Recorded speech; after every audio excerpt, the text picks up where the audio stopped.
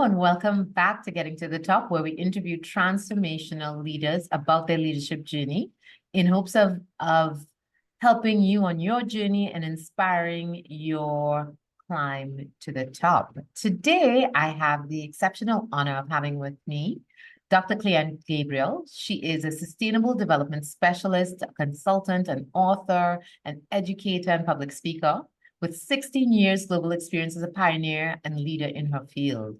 An internationally experienced sustainability and management consultant, she has deep domain experience in climate change and sustainability with a wide breadth of experiences across the ecological, social, and economic aspects needed for low carbon transitions. Just to let you know of the caliber of this woman, she was named the 2023 Australian Global Talent of the Year. She started her career in the oil and gas industry, as so many of the climate people have, and advised on energy transition and recommended operational and value chain interventions for generators, governments, and consumer goods, as well as aerospace companies. She grew up in none other than Trinidad and Tobago, and through her studies and career, she's lived in Canada, Japan, Germany, New Zealand, and now Australia, working with industry leaders, governments, and communities around the globe to drive action for a more sustainable future. She is globally minded, and she brings her unique perspectives to her work with her interactions, drawing on her remarkable experiences and achievements on the global stage in sustainability. Welcome, Cle Anne.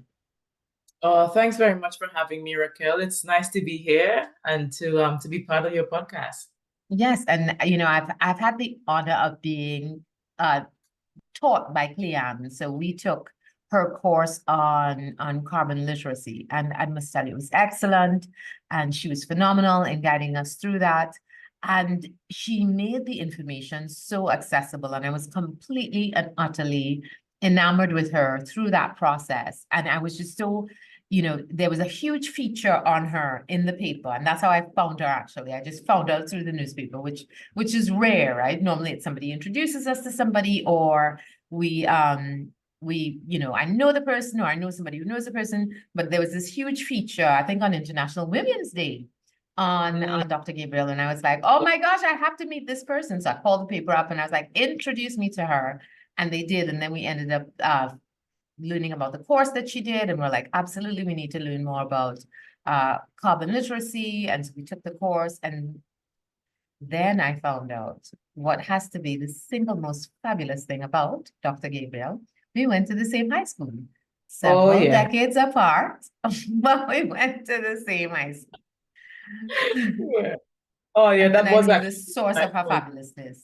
Yes. Yeah. Oh, clearly that is the source of both of our excellence, Racquel, having gone to the same school. Yeah. Wonderful. So how did it all start? So you were initially working in the oil and gas industry. So tell me about pre-high school. What did you think you were going to do before Bishops? Look, I don't know if I really, or at least I can't remember or recall having a conscious thought about what I wanted to be before high school. I think for me, we moved from Mayaro because I grew up in Mayaro.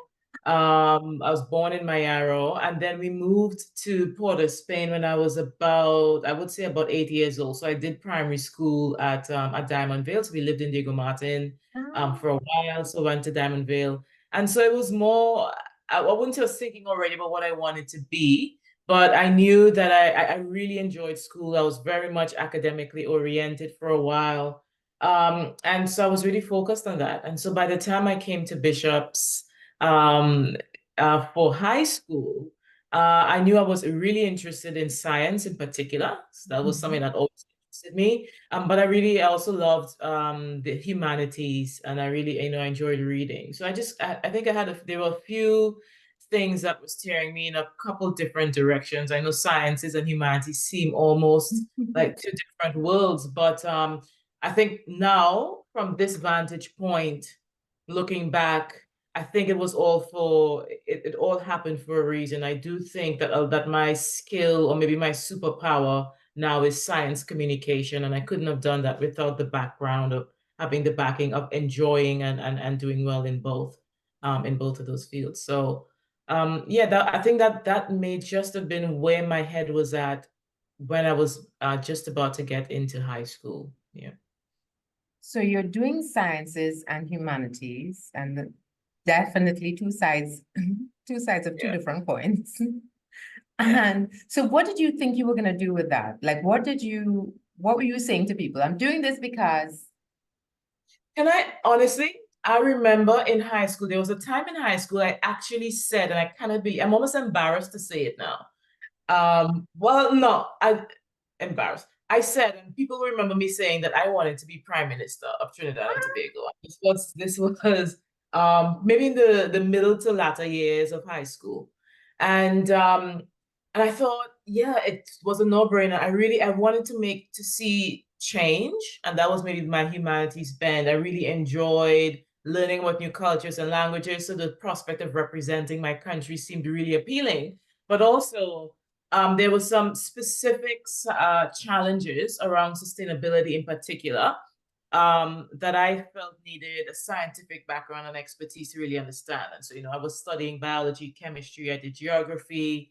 And so I thought, hey, why not just be Prime Minister? That it seemed like such an easy thing, like a no-brainer at the time. In hindsight now, though, Racquel, I have to say, I didn't, politics is not for me. I do it. But that was the big goal. And beyond that, it was always sustainability. I've always studied, as I mentioned, geography, environmental science, biology, and I really was always interested in environmental science and sustainability. So whatever role I could craft from those skills and from that passion, that's where I was. That's where I wanted to be. I do remember facing a bit of a I'm not sure, maybe a bit of a dilemma when I was leaving high school. I went to UE as well for my undergrad, and I remember wanting to do it all. I wanted to do sciences. I enjoyed studying languages, and I was quite good at the time in French and Spanish. I wanted to stick with my geography and do more, sort of more social type studies. And someone said, as I think, as they do in Trinidad, you can pick up those things afterwards. Focus on the sciences. yeah. Um, I don't know if that I turned out okay or better than okay, but if I could do it again, I would try to still do both or to do Yeah. all because I think there's equal value in things that are not science. Even more so these days, we have a serious leadership and communication crisis, I think, in Oh, this for now, field. for sure. Um, and that goes beyond just knowing the science, Yeah. And Yeah, that's the thing, that's and we talk a lot about how long the the elements and the proof in the science have been evident, but we've not managed to find a way of communicating that to get the quantum of action required to happen. So I completely agree with you. It is a communication issue. It is not a science issue. And mm, even when I applied for the job that I currently hold, I said, listen, you don't need any more scientists. You don't need climate scientists because I am not that. I grew up in IT. I did IT for all of my career, and did some public service. But you don't need any more scientists. I feel like the science is set. That you're good with the science. What you need are people who can figure out how to get things done, and that's the difference. That's how where we need to be grabbing people from now to help to kind of create that momentum that we need with action. And it isn't that action isn't happening. It's just not enough to meet the goals that we've set. well, not enough action by people with the power Yeah. to make it happen. And unfortunately, I do think the majority, and this is coming from a science background, that us many people in sciences, and this is a generalization, but I do think you can be really good in science and really understand the science, but then to be able to communicate that science to a broad audience in a way that's easily digestible. I mean, bringing it back to the fundamentals and to the basics, I have found in my experience to be a challenge amongst those who only focus on science. Yeah. So I do see that, and I always come back. I've had a few people who've come to me for advice and mentoring about the next steps in their career, and sometimes people with sort of first degrees or initial experiences in the sciences, I always advise them to do something else that's going to Yes. understand the science, go do something in communications, do something in business, but you need, what are you going to do with that scientific knowledge is the question. How are you going to harness it? How are you going to convert that into actionable, into something that's actionable in the world? And so I always give that advice. I do think that it's communication, but it's also leadership. And Mhm. but leadership is a challenge. That's a different podcast, different episode For to sure. get into the For leadership sure. challenge. Yeah. Yeah, Mm. but it is about that depth as well as the breadth, right? Because you can have this depth in science, but unless you have enough breadth to understand how that factors into everything else, I think that is where we're having the challenge right now. And I think that's great advice to give, like, broaden your horizons, learn something else, and that challenges your brain to think in new ways and exposes you to information that you're not already sort of seeped in. And that's so important for learning, for development, for coming up with new great ideas. Yeah, you need range to succeed, I think, in life and your career. And there's actually, I think there's a book called Range, it's one of those books that I started reading and didn't get to finish. I Oh, promise no. I'll finish it. It's somewhere in the it's somewhere in the bookshelf. But it is all about, and I fully believe in this, and I do think a lot of my success is because of range. Um, Mm, I first degree or first experiences were very much scientific. Then I sort of loaded on the policy aspect to that. Then I did dabbled in some engineering, and then topped it off with a focus on the business side of things. And so I felt like by the time I was in a leadership position in the corporate world, I could speak to the different parts of sustainability. So the science has existed for a while, as you said, but then we need to figure out what are the right policies to make it work. What are the yeah. engineering challenges, the commercialization of the technologies, and all of that is a challenge. And somebody has to speak to the people with the real power, the business Mm, leaders, yeah. the ones who are really, who all who control the purse strings to make this change happen.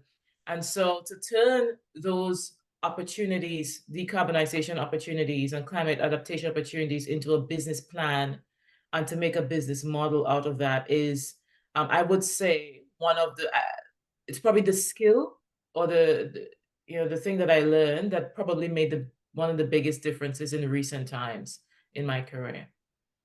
Mm. So you're at UE, and I completely agree with you on range. I think that is probably the best superpower you can have, because you can then go into any room and it gives you this sort of multi-dimensional perspective, right? Because then you can see things from almost any vantage point, and it makes you so incredibly perceptive with that range. But so you Mm. leave UE now, and you've focused, it seems, a little more on the sciences and a little less on the humanities. And so now where do you go from there? So from UE, I went to Japan. So Wow. I'm also a chronic multitasker. So I was working at the same time. I had a job. I started off I did a little stint at the UWI library for a while. That whole, how UWI library now has a digitized catalog. I did some of that, right? Taking the actual books and converting them into digital files on the UWI library. But so UE to Japan. There's a university in Japan, Ritsumeikan an Asia Pacific University, that I used to almost stalk their website for a while. And I studied Japanese at CLL, Center for Language Learning. I was just interested in it. I was really interested. It looked like a nice campus. I wanted to go out into the world and somewhere far. So Japan just was it. And I remember at that time, the degree I went to study was a dual degree. So it was in environmental policy and administration, which is where I really got into the policy side. And that was 1 year in Japan. And then I spent a year after that, 1 year at the university in Japan. I spent a year finishing up the studies in Germany, but then I started to look at the engineering. side. So we did what we call material flow management, which is like industrial ecology. So looking at circular economy before circular economy became cool, talking about understanding through throughput and inputs, outputs into systems. I really had the best time studying in those years for my master's degree, but I was also working full time as well at the same time. That's the other thing. I think I've been able to it's almost a curation of really interesting experiences over time by, again, range. I was studying, but I was also working. I had the opportunity to meet different people, to focus on building up knowledge, but also learning how to act and learning how to engage in different types of work environments in Japan, in Germany, as well over time. So yeah, UE. Oh, actually, I missed a step, Racquel. I spent 1 year when I was at UB. I was at York University for 1 year on exchange because UB had that exchange program. So I went to Canada for 1 year to do an exchange program, and then after UE to Japan and then Germany. So typically my thesis with this podcast has been that these are regular people, and there isn't anything preventing you from following in their path. And I think you are ruining that because you are anything but a regular person with your Canada to Japan to Germany to the job with the study. No, no. No. Yes, you can. Anyone can. Well, Oh my goodness. I mean, because if I didn't have money, I negotiated my scholarship. Wow. I couldn't afford it. I had nothing, and there are a lot of people, and we don't have I don't know if you have time on this podcast to go through, but there are a lot of people who helped and people chipped in. I will always acknowledge the people who showed up just when I needed them to. Beautiful. When I was in Trinidad to pay my admission fees in Japan, I had a friend. I couldn't afford it. I was a broke student at that time. And someone helped me. They allowed me to use their credit card at the time to pay that fee. And in Japan, they offered me a partial scholarship to that university. And I went back to them and I said, thanks very much, but I need a full scholarship or I can't come. And they came back and said, okay, we will give you, but you need to work. And I said, I'm not afraid of work. Yeah. And so I built up that work experience, but I had to negotiate what I thought was a, sort of a living wage as well in Japan and Germany. So I still think, I know maybe I am destroying it, but I think anybody can do it if you have, it takes a lot of courage. You need to be your biggest advocate. You kind of speaking up for yourself is key. And there were moments in my life where I thought, if I just kept quiet and said, oh, I really want this opportunity, but I can't shake, you don't want to rock the boat, you don't want to shake the trees, you don't want to, but there were critical moments when I spoke up and I said, I want this. I probably can't right now, but what can I do to get there? Yeah. And you'd find the worst response, the worst anyone can say is no. Yeah. And I'm okay. Yeah. But no, I'm okay with no. And but no sometimes isn't no, it's not now or not yet, or even no, you're like, okay, well, that door's closed. Let's move to this next door. Yeah. No, I think that's brilliant. And I love that willing to sort of push back, advocate for yourself and negotiate. And so many women fail to do that. Someone says no and they're like, oh, okay, well, that's the answer. That's the beginning of the negotiation. That's not the answer. So it is, and how you approach that with genuine humility and like understanding you're not entitled to anything, but that there is always a chance that something will work out. So rather than taking the first response or taking the offer as, or talking yourself out of an opportunity, look at it and say, okay, this is great, but how does this compare to what I really want or need? And then how can I advocate for myself in this situation to move closer to what I really need?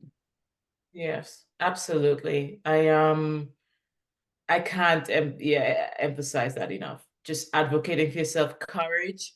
I saw a quote recently and it really resonated with me, obviously, because it stuck with me. The key to success is freedom and the key to freedom is courage.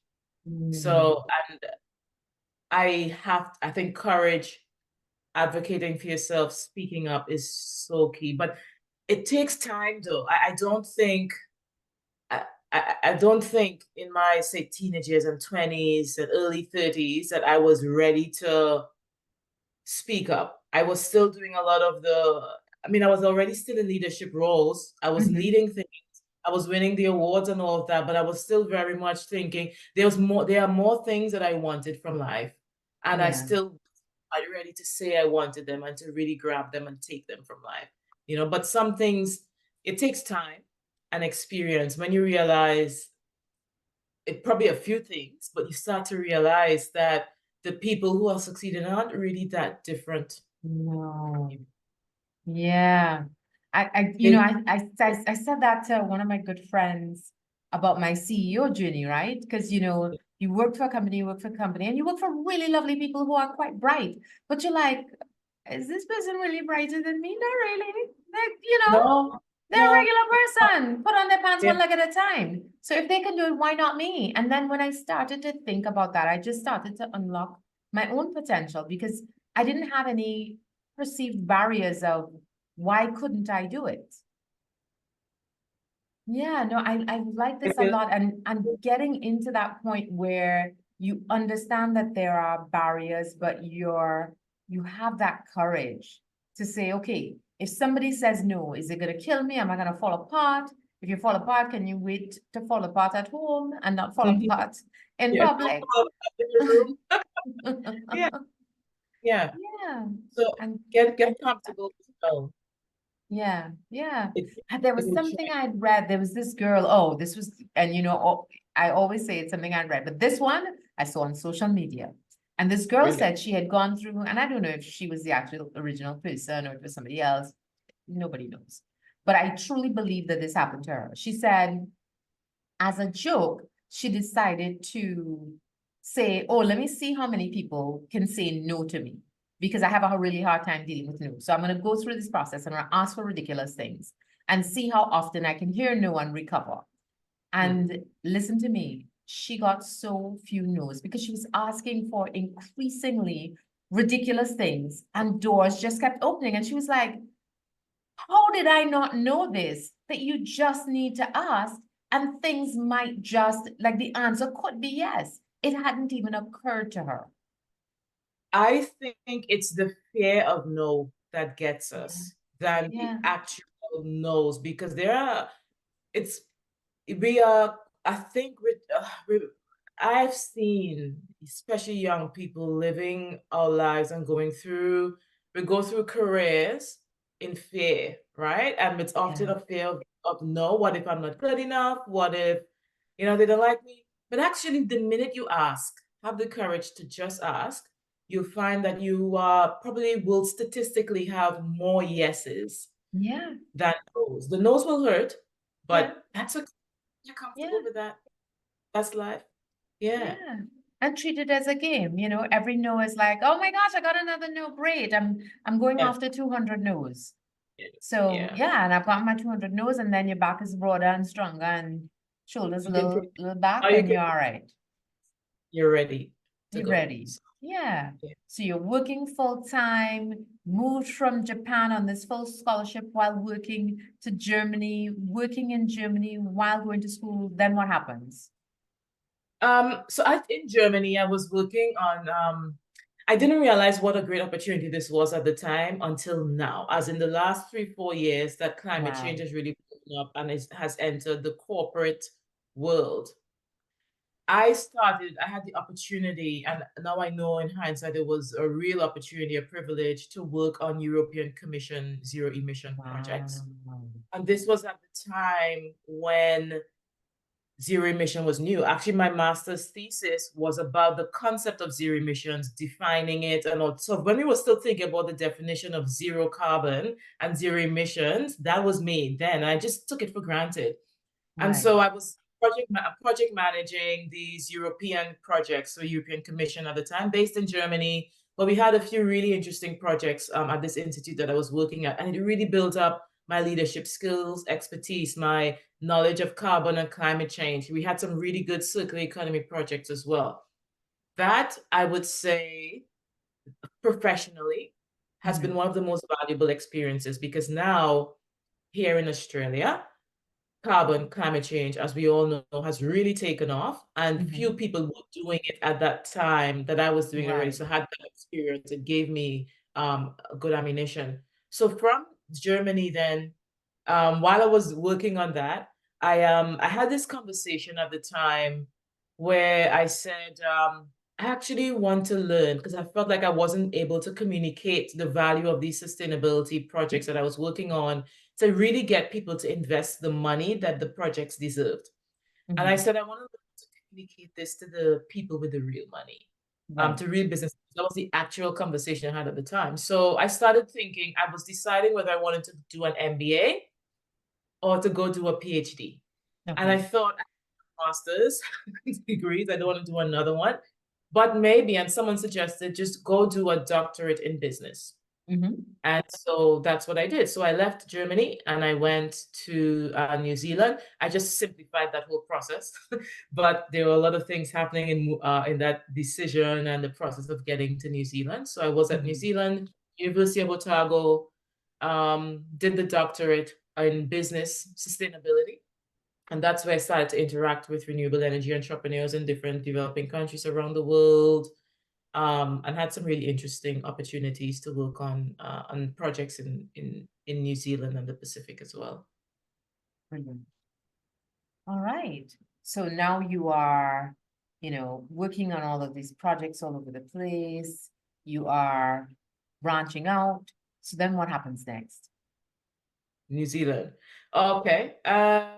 Well, the doctorate, that took a while. I had my son in there, got married in New Zealand as well. My son was born. Oh, I have to do the math now. When I submitted my final thesis, he was 3 months old Oh, on my Jesus. doctorate. Yes. So I was, well, Masochist. yes, yes, You're I supposed had. to be breastfeeding and you are submitting. I remember breastfeeding and writing my thesis at the same time. I was like holding this baby, breastfeeding and writing What kind this of thesis. angelic child is this? Mine would not let me look away, much less. He was a very good baby, I have to say. So yeah, I was doing that. I had my own business also at the time, a small business. I was doing a bit of consulting work as well, finishing up the doctorate. I had my son and, family. And then there came a point where I was offered a role here in Australia at the University of Queensland. And I took it. They moved us over to Australia. So they moved the entire family over. And I started off at UQ here in Australia. And that was now 8 years ago. Oh, wow. And I was a terrible academic, I think. It wasn't for me. The publisher perish. I just wanted to do things. I wanted to consult. I wanted to get onto real projects and do meaningful work that was transformational.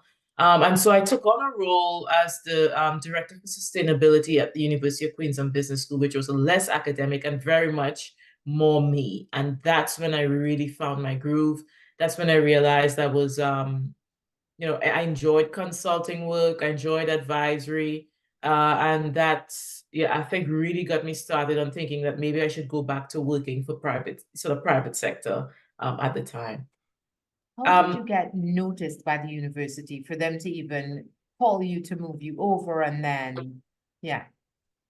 So actually, there was a job that was they advertised a job.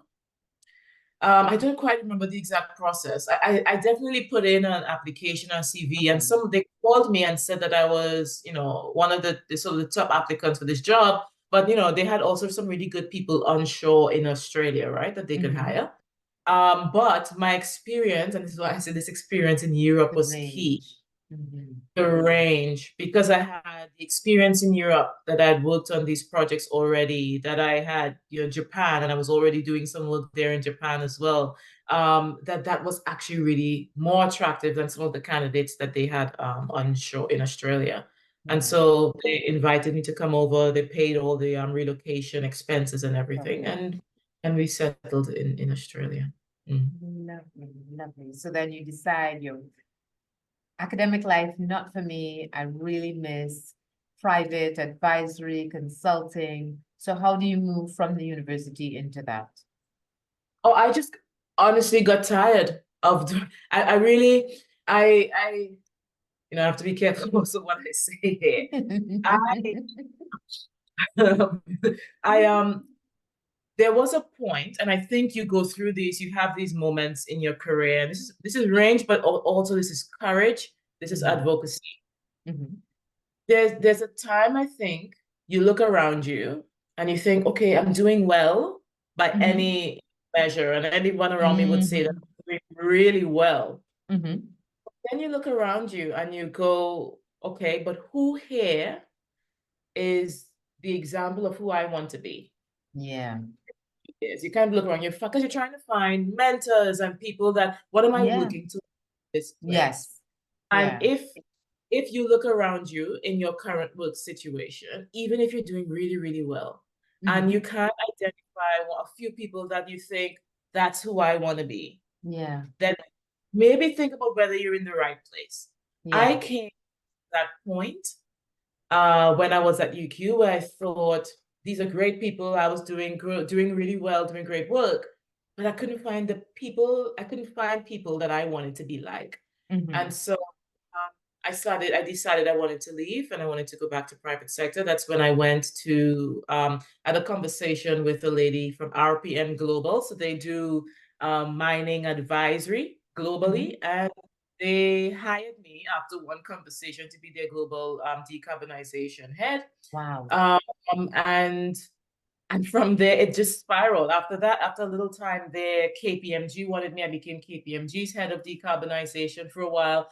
And Racquel, do you remember range, but also the the realization, because I'm at this level, I'm global, I was doing the global just transition thing. I was doing, nationally in Australia, decarbonization. And again, I can't emphasize this enough, I suppose, for people who are young in their career. What we said earlier, they're not that different from me. No.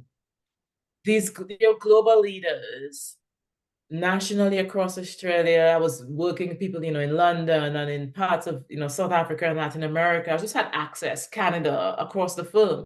Great people, but they're Yeah. not that different. And I No. started speaking to business leaders and executives. And then I actually came to the point where I decided I have enough to back myself fully. Yeah. That's when I decided to focus on my own business. Yeah. Yeah.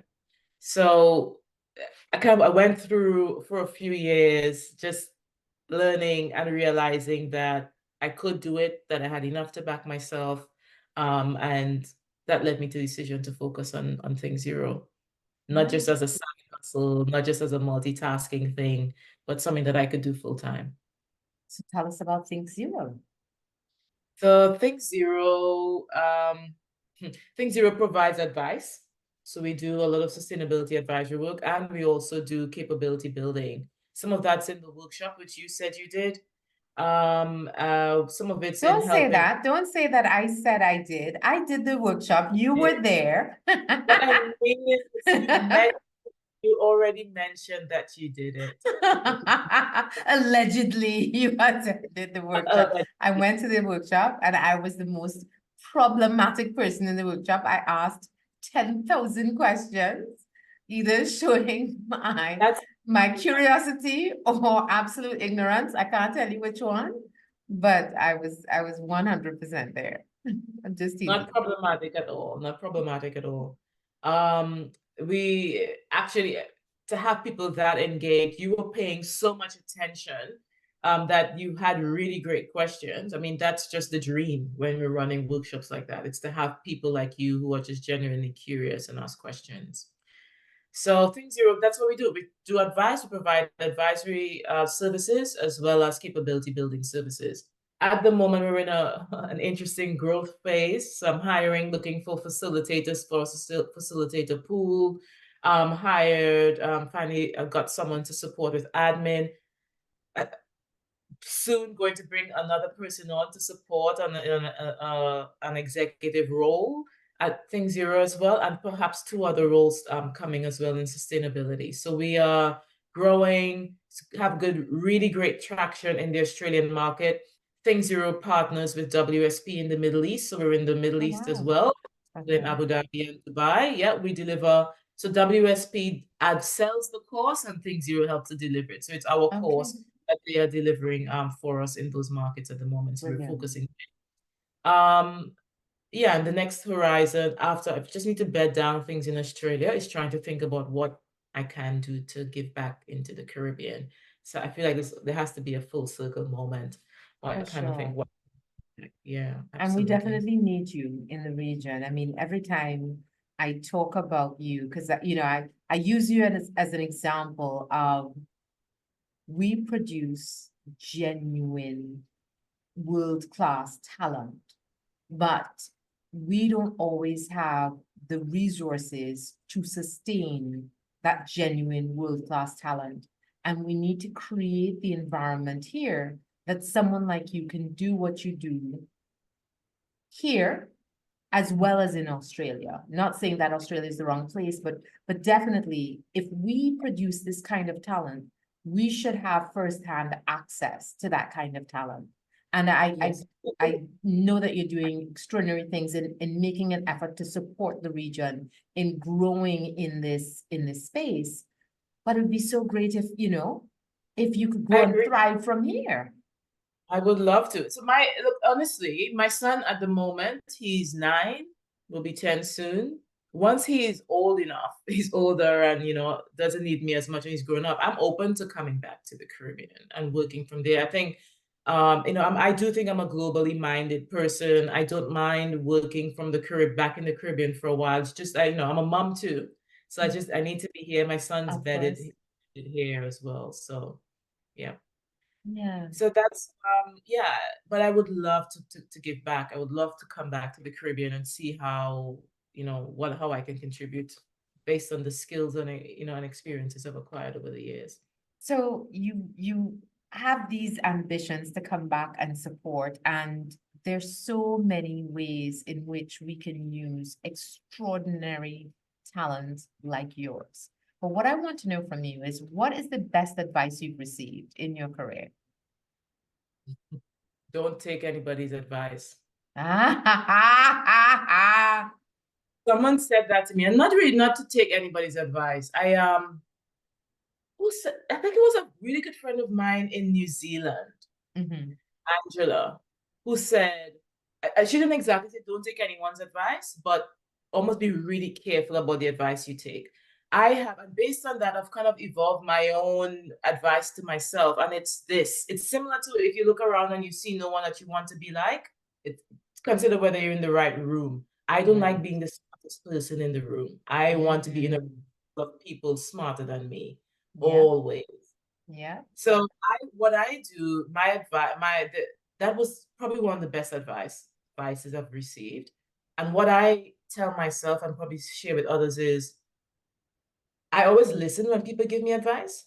I'm definitely a listener. And the first time you meet me, you probably think I'm very quiet because I'm just nodding and people underestimate me all the time when they meet me the first time because I'm just there to listen.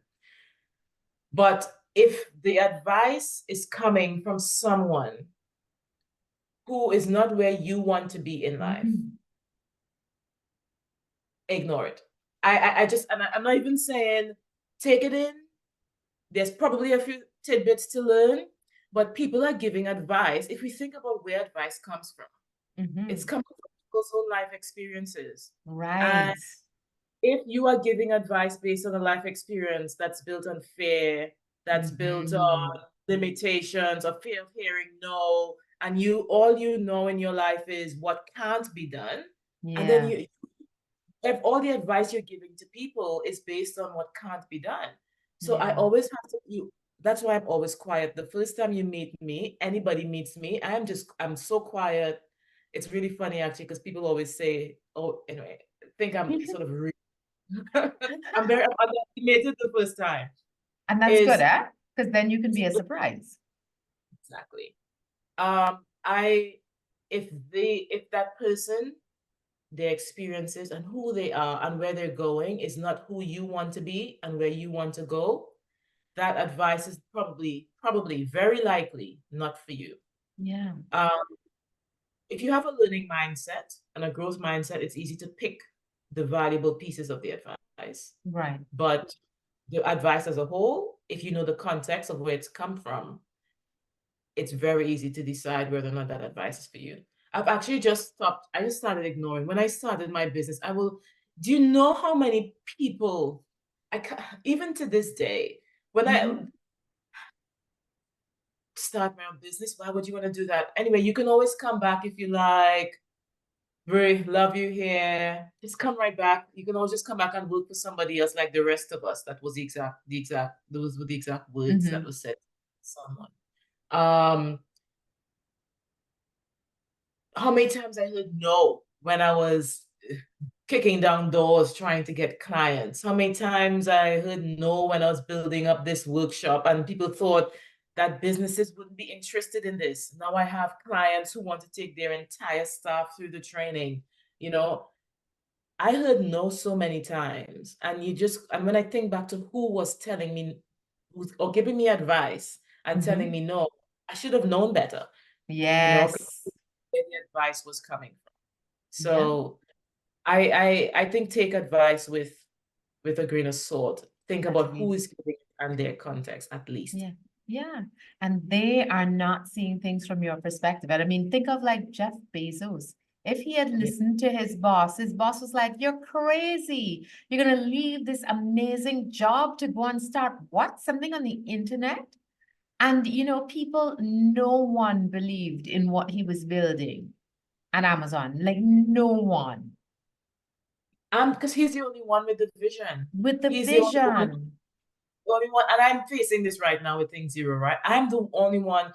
I've been trying unsuccessfully. I also had to learn this the hard way, Racquel. I think as Caribbean women, we want to help everybody. We always want to give back to the community. We love a sisterhood and family. And so we try to bring everyone along with us. And so here I am in Australia, and I don't have the same kind of tribe, but I was trying to run my business, bringing everybody along with me too.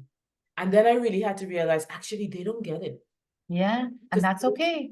And that doesn't even make them bad people. No, It's okay. It doesn't make them bad people. It just means that they don't see what you see. And at some point, they'll either see it or they won't. But you have to keep pushing. And then I find that such great advice. And I actually, one of my very first TikToks was exactly that. It was a situation where I took advice from a friend and lived to regret it. And it wasn't because she was giving me advice from a bad place or she didn't mean well, but she was giving me advice from her perspective, and her situation wasn't one I wanted to be in. So why was I taking her advice? Why? And so I can't blame her. I have to blame me because I should have known better. But it was a very expensive lesson. And those are the kinds you remember. Learning money. Learngeld. The Germans have a word for that. Learngeld, it's called. Learning money. It's the money that you lose when you make a bad decision, but hopefully it hurts so much that you will never make that mistake again. Make the decision again. Yeah. No, for sure. And it means that same way that you are quiet when you meet somebody for the first time, it is about holding your cards a little closer to your chest, because not everyone is going to see the vision that you have for yourself. And to save yourself from having to defend it, if the goals and ambitions that you have for yourself don't frighten you and scare you to tell people, then they're not big enough and they're not worthy of your potential. But who you take advice from, I'm so lucky. My mother is somebody who believes anything's possible. So anything I would say to her or anything I would have dreamed up at any point, she's like, absolutely, could happen. Go for it.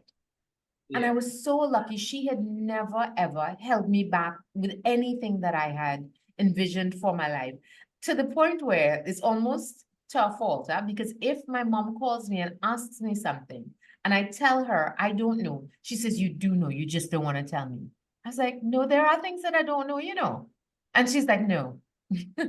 She just believes I'm all-knowing. I'm like, I am not, in fact. But it's so empowering because you just realize, listen, I get to decide. I get to decide what I do. And you can ask for advice when you need it, but make sure that you're asking for advice from somebody who's the position they're in is a position you want to be in, so that they are giving you advice from a place that you want to get to. And even then, take that advice with a grain of salt, because your vision and your path could be very, very different, even if you're trying to get to the same place. You're the only one with the vision. It's been given to you for a reason. You're the best person to execute it. You and you alone understand it. And Racquel, maybe you're not all knowing, but you might be all feeling. I think you have really great instincts, right? And maybe that's what your mother was referring to. You probably already have an opinion about it, even if you don't know. Yeah. And I just read this incredible book that I quite liked. It was called Hidden Potential. And it talks about, when you're trying to do something, part of the book, just a little part of the book, talks about when you're trying to do something, and it references this particular story about a guy who was playing baseball. And he was, he was too old and he kept getting fired and all this stuff. And he had this vision for his future. But there were so few people who had done it in the way that he wanted to do it.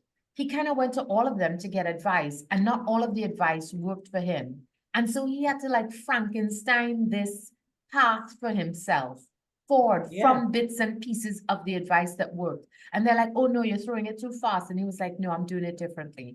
But I need your experience to cobble together with what I know in my bones about how this is going to happen for me. And then he turned out just completely amazing. And so it's possible for you to listen to advice without taking that advice. Absolutely. Yeah, no, And I completely. And I recommend listening. I recommend listening, even if you're not going to take the advice, because you learn so much from listening. You learn, and you could probably skip a few steps in your own life if you listen and you hear what advice people give based on their experiences. It's also a way to kind of learn from other people's experiences as well, too. So you can try to avoid some of it as well in your life. So fully agree. Yeah, definitely. Thank you so much. This has been incredible and awesome to reconnect in the class that I did take. I have to take it back. I wasn't trying to say you didn't take it. But it was so wonderful, and I think really, really great grounding on being courageous and having that courage to ask for what you want, and being willing to do different things and to build that range in your skill set and in your capabilities, so that you can go from doing one thing to another thing and craft your own path, and then having the faith and courage in yourself that once you've gotten to a particular point of strength in your career, to understand that, listen, I need to see other people around me who I aspire towards, or understand that if I'm going to put in this kind of work, it might need to be for me. And that is okay. And last and most, be very discerning about the advice you listen to and take. Absolutely. Agreed. That's a great summary. Thanks, Racquel, for having me. Really a great pleasure. We must do it again sometime. For sure. Well, I would love to meet you in person now, so we have to figure that one out. We need to arrange that. We'll arrange that next time I'm in region. Absolutely. So thank you so much for staying with us and for listening to this conversation. I hope you enjoyed it and you learned a lot, and you will apply a lot to your own career that will help to catapult you to the next level. And we'll see you next time. Thank you and bye-bye. Bye.